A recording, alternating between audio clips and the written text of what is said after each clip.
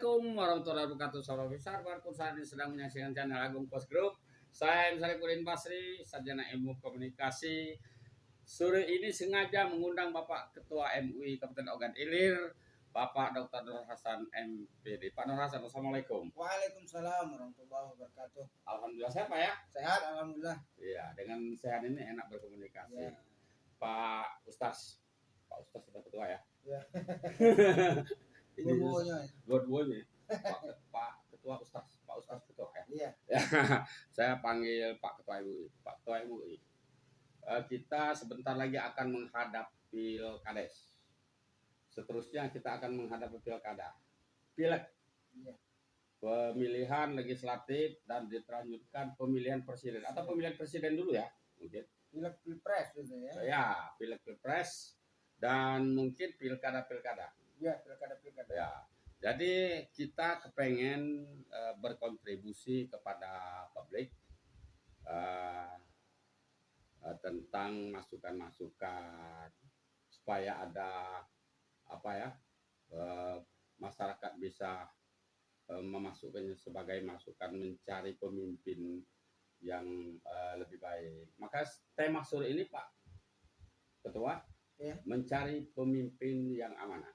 Oh, iya. Nah, jadi saya sengaja mengundang beberapa ustaz untuk mencari masukan tentang seperti apa pemimpin yang amanah di mata Islam. Nah, maka dengan itu ini insya Allah podcast kita sore ini bisa berlaku untuk semua waktu, Ya. semua masa, semua era. Kan? Semua kepemimpinan. Saat mencari pemimpin, termasuk pemimpin rumah tangga sekalipun. Ya, silakan Pak Ketua, di kacamata Islam itu amanah itu seperti apa? Ya. Baik, assalamualaikum warahmatullahi wabarakatuh. Waalaikumsalam. Para pemirsa yang selalu setia pada channel Agung Pos. Ya. Pada kesempatan ini saya diminta oleh Agung Pos untuk menyampaikan kapasitas saya sebagai Ketua MUI Ya. dan juga Ustaz atau guru agama. Ya. Dalam kesempatan ini pandangan tentang mencari pemimpin Ya. dalam pandangan Islam. Ya. Kalau tadi Pak Sarifuddin Basri menyebutkan pemimpin yang amanah, Ya. sebetulnya dalam konsep Islam itu hanya baru satu. Baru satu. Maksudnya satu gimana? Amanah itu bagian dari pemimpin Islam yang baik kategorinya. Iya. Karena di dalam kepemimpinan Islam itu sebagaimana Rasulullah SAW, Nabi kita Muhammad, ada 4 syaratnya. Ya. Sidik, amanah, tabligh, patona. Ya. Jadi seorang pemimpin yang baik itu dalam pandangan agama Islam, dia sidik, Ya. jujur dia. Dia harus Ya. jujur. Jadi kalau kriteria yang pertama kita harus melihat kredibel atau tidak kredibel. Ya.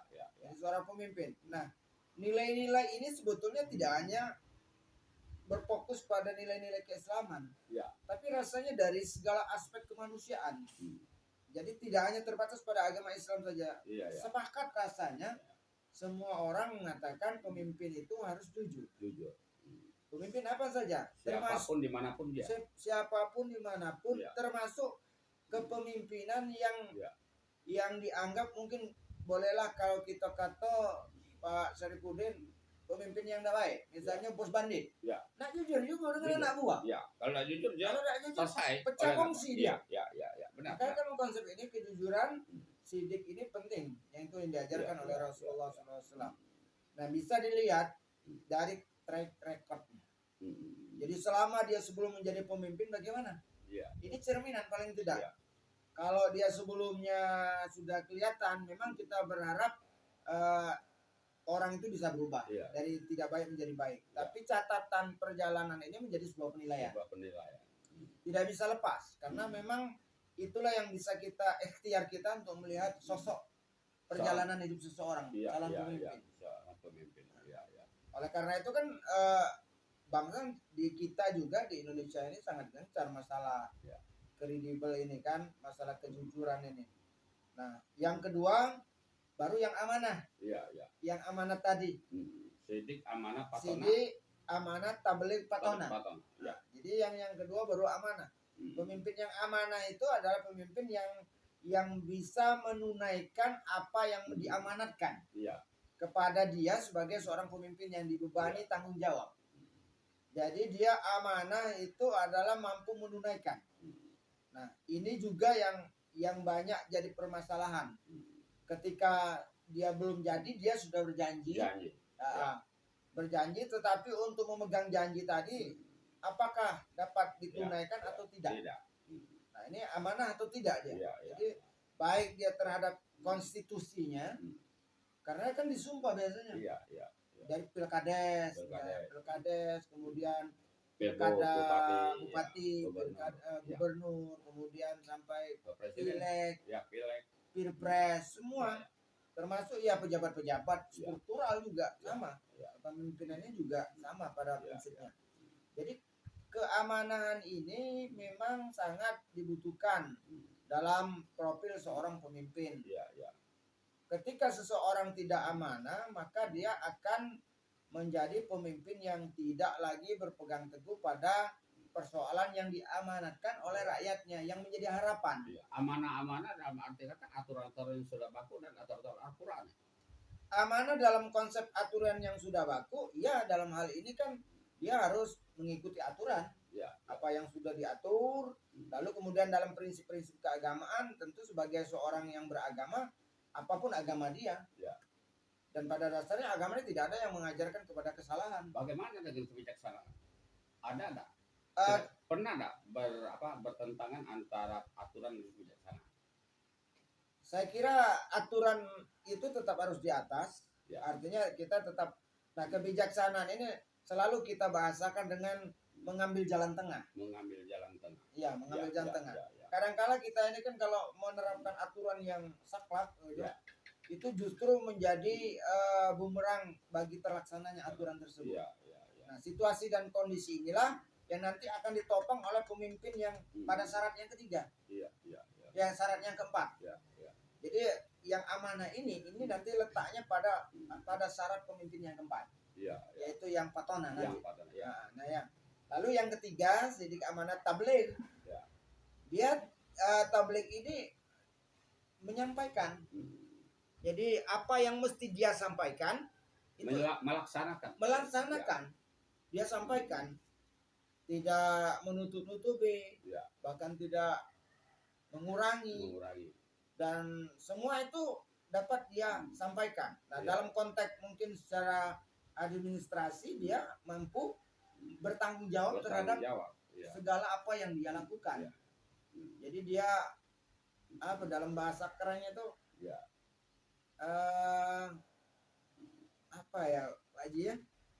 mampu bertanggung jawab lah, memberikan laporan-laporan akuntabel. Jadi karena kadang-kala orang baik dalam niat tetapi tidak baik dalam pelaksanaan dan tidak baik dalam pelaporan juga jadi masalah.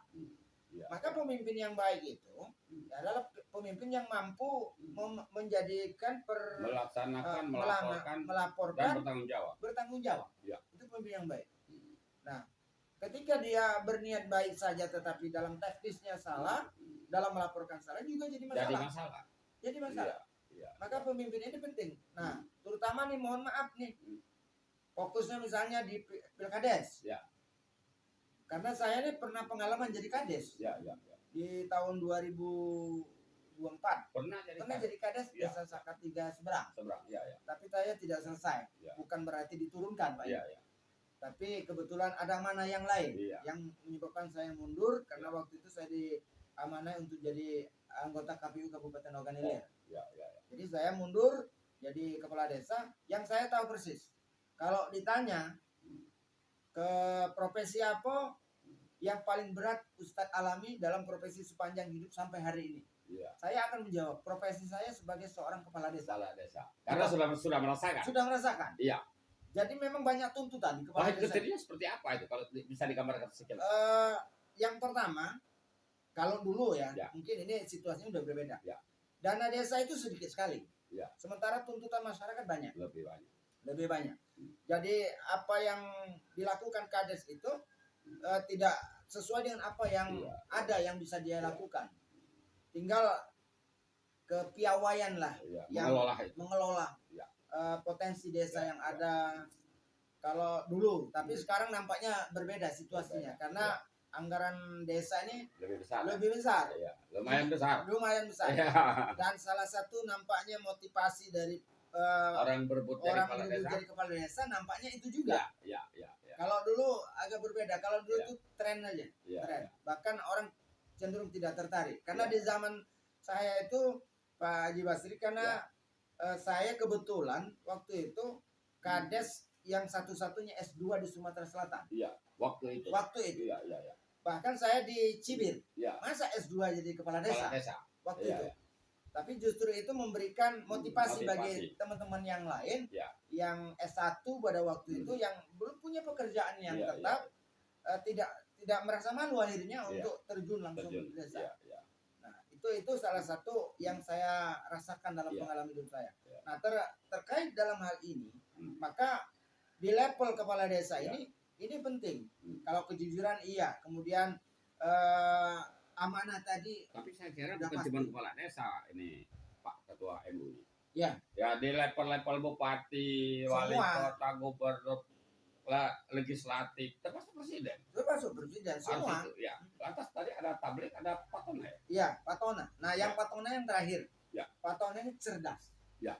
Cerdas ini kalau dalam bahasa gampangnya, Hmm. dia bukan pintar. Ya. Kalau bahasa Oganilin mungkin salah. Salah.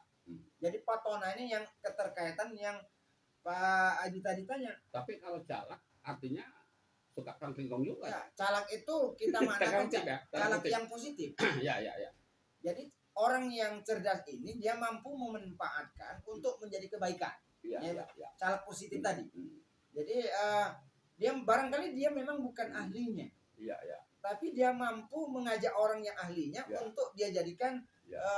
sebagai pasukan dia, kekuatan dia untuk menyelesaikan masalah yang ada. Ya. Tidak harus dia. Hmm. Nah, ini cerdas cara mengambil kebijakan. Ya. Termasuk yang Pak Haji katakan tadi, apakah kebijaksanaan itu bisa bertentangan dengan aturan? Ya. Nah, tentu di sinilah Hmm. mana yang harus kita prioritaskan. mana yang Kecerdasan tidak. artinya diujinya di sini, Di sini, di Patona. apalagi menghadapi masyarakat. Iya. Terutama ini kita ini kan sudah dekat dengan Pilkades. Ya. Di Pilkades ini sentuhannya itu sangat terasa. Ya. Karena kita berhadapan langsung dengan masyarakat, dengan keluarga. Iya. Antara senang dan tidak senang itu dekat sekali. Ya. Berbeda dengan bupati, gubernur, legislatif. Beda. Jadi nuansa Kades ini makanya kalau kita ingin mencari sosok pemimpin yang ideal tentu memang 4 kriteria itu tadi. Ya. Yang tetapi tidak ada yang sempurna di muka bumi ini. Iya. Paling tidak misalnya di desa itu ada 4 calon. Di antara 4 tuh yang paling minimal yang mana gitu. Ya. Seperti itu kan. Jangan sampai ini saya mengimbau nih, memilih pemimpin karena ada uang saya pilih, kalau nggak ada uang saya tinggalkan. Iya. Ini pemikiran yang jahiliyah ini. Pak Ustaz, kalau kita berbicara Patona cerdas, artinya seluruh pemimpin itu memang harus cerdas ya. Betul, Pak. cerdas. Harus Cerdas cerdas. bukan berarti pendidikan tinggi saja. Betul. Kan? Ya, Bukan banyak yang- orang yang punya pendidikan tinggi Belum tentu cerdas. belum tentu cerdas. Tapi sudah jalan untuk menuju cerdas sudah ada. Sudah Sudah ada. paham. Ya. Nah. Karena Ya. kepemimpinan itu dia adalah seni ya. Ya. Jadi kecerdasan ini adalah menggabungkan semuanya ini. Ya. Kecerdasan emosional, Hmm.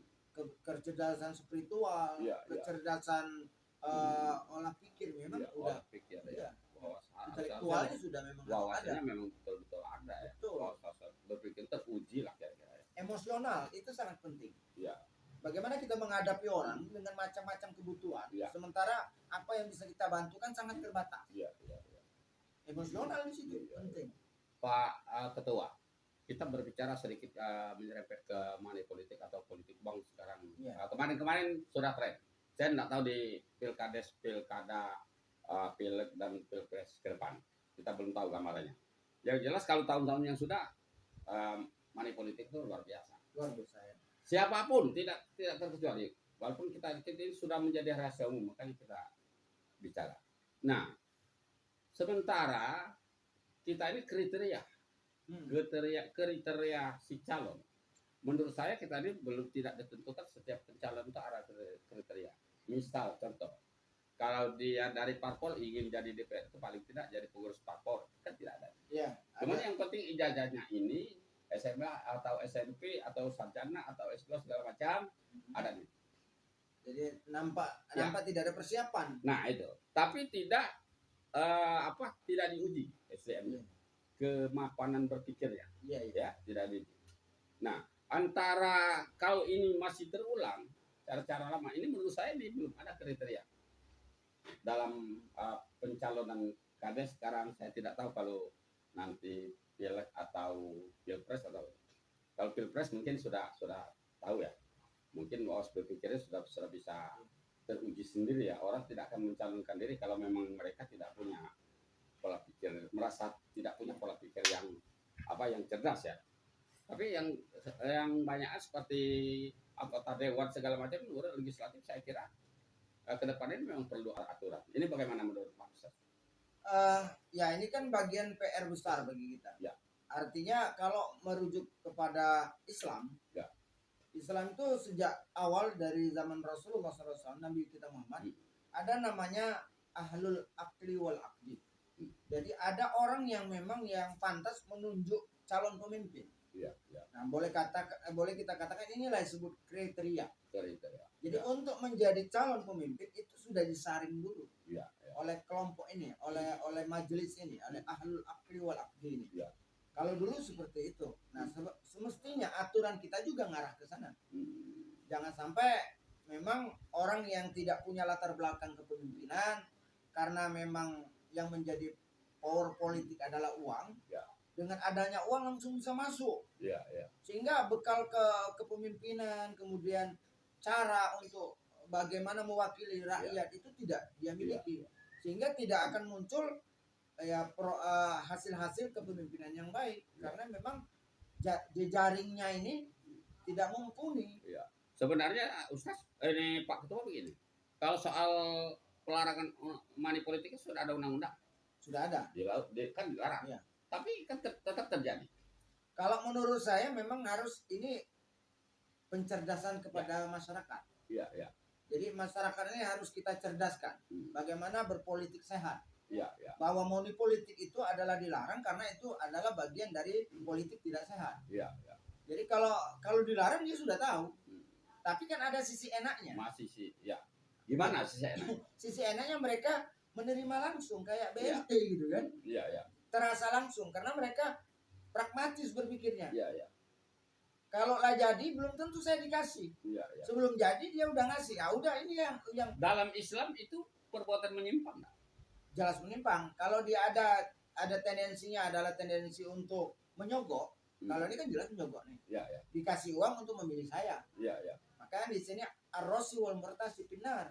Orang yang menyogok, orang yang disogok neraka kan. Wah. Iya. Berat itu. Berat jelas ini. Ya, tapi masih banyak juga yang Nah, makanya saya bilang kenapa ini masih bisa terjadi? Tingkat kecerdasan masyarakat, kesadaran masyarakat untuk tahu bahwa ini adalah larangan dan berbahaya, juga berakibat dalam sistem politik kita. Penegak hukum juga mungkin di situ. Betul. Bermain. Ketegasan. Ya. Cuma lagi-lagi memang mencerdaskan berpolitik masyarakat ini penting. Ya. Sekarang nih nampaknya sudah bergeser, tapi bergesernya belum ke arah yang lebih baik. Bergesernya begini, saya melihat masyarakat tuh siapa yang pakai uangnya tetap diterima, tapi belum tentu akan dipilih. Iya. Yang terjadi tapi begitu. itu dosa juga nggak? Uangnya diambil, tapi dia tidak memilih. Kalau ada transaksi yang menyatakan tidak mungkin kan tidak ada masalah di balik pemberian, itu pasti. Itu pasti.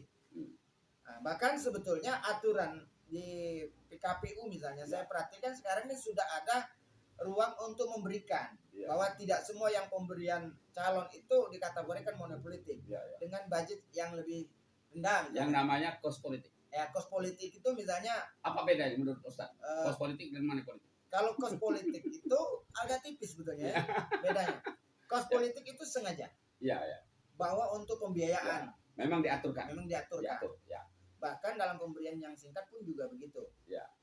Tapi kalau sudah money politik itu sengaja uang itu digunakan untuk mendulang suara. Iya.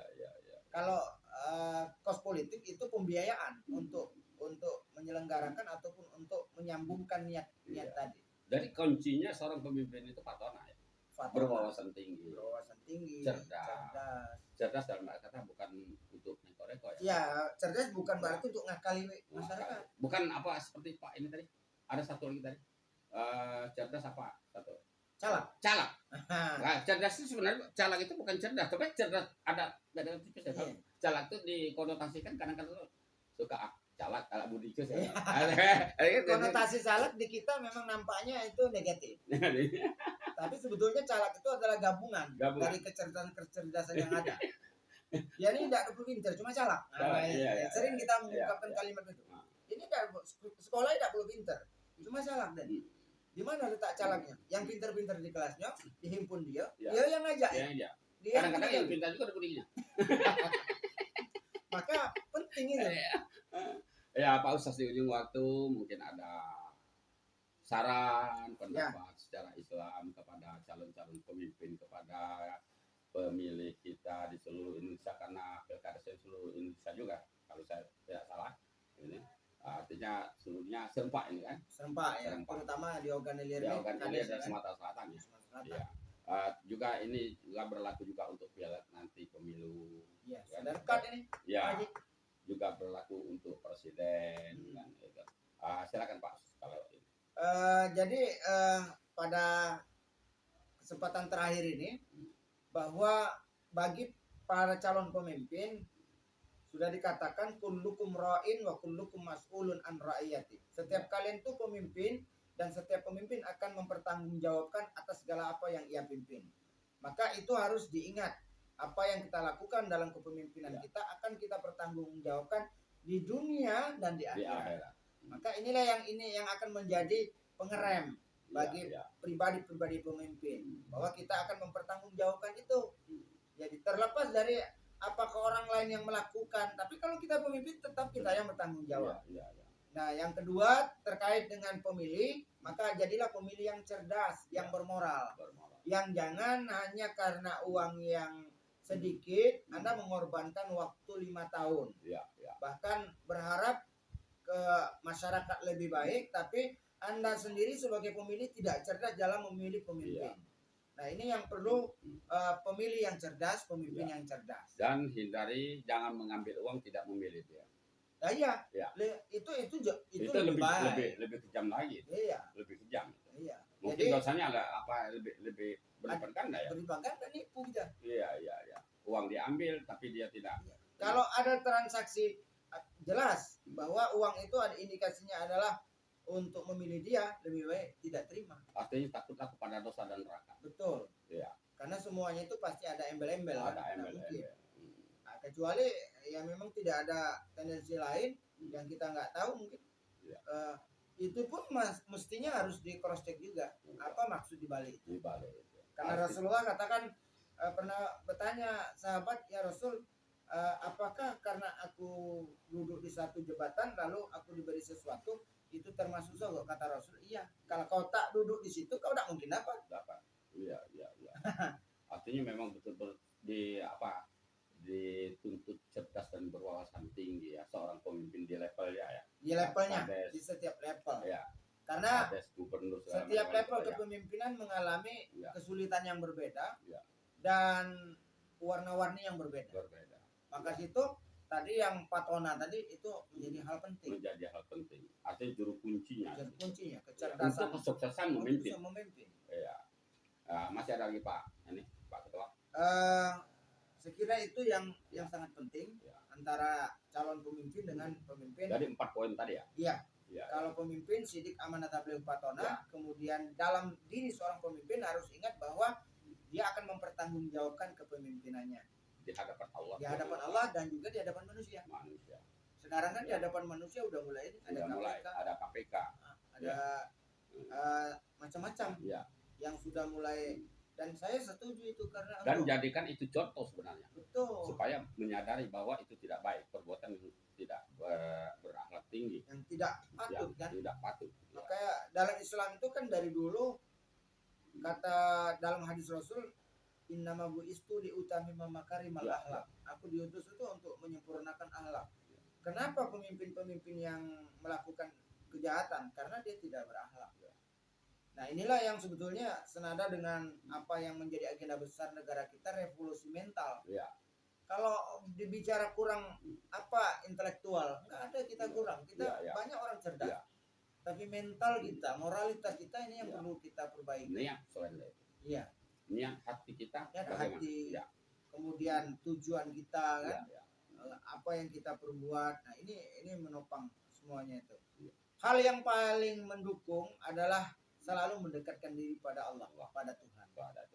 Mudah-mudahan itu yang membawa hal yang yakinlah bahwa apa yang kita lakukan karena Allah akan mendatangkan bahagia dunia. Dunia akhirat. Iya. Kalau kita sudah berbicara kita bahwa untuk dalam lillahi ta'ala itu akhirat, maka pasti akan ikut kebahagiaan dunianya.